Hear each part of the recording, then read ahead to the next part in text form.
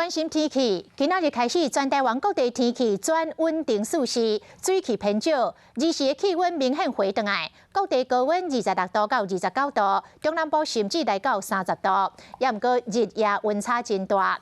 另外，要提醒咱的乡亲，拜五还有一波东北季风到位，各地气温会明显来下降。拜六的上界湿冷。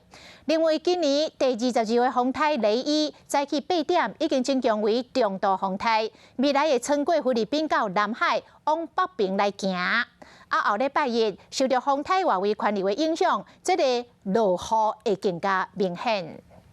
寒湿凉的天气讲再见，今日又出日头。当天的日头总是让人感觉到真温暖、真舒适。不少人搁穿短袄啊，都敢若是热天。今日拜三开始，连续2天的好天气，爱好花把握。天台湾附近的天气相对是比较稳定的，只有迎风面的东半部偶尔有一点局部性的短暂雨。拜五开始有东北季风，北部低温降到14度，中部低温嘛是14度，高雄低温17度，早晚温度有差到10度，东部低温嘛是16度。除了变寒，水汽嘛增加，愈接近拜六礼拜，天气的变化愈大。今年第22号风台雷伊伫海面上豆豆刷叮当，强度嘛会继续增加。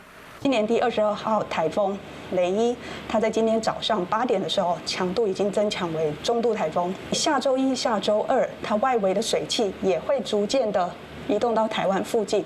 估计中大雷伊会自太平洋行过菲律宾，未来到南海了后会往北边刷叮当，到时阵水汽嘛有可能进入到台湾附近的地区。对天气的影响，气象局嘛会继续关注伊的动向。